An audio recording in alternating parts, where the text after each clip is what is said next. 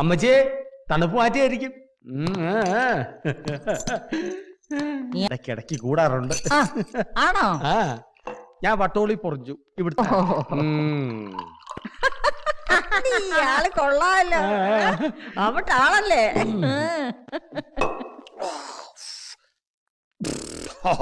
പടയപ്പാ പറഞ്ഞത് ശരിയായി.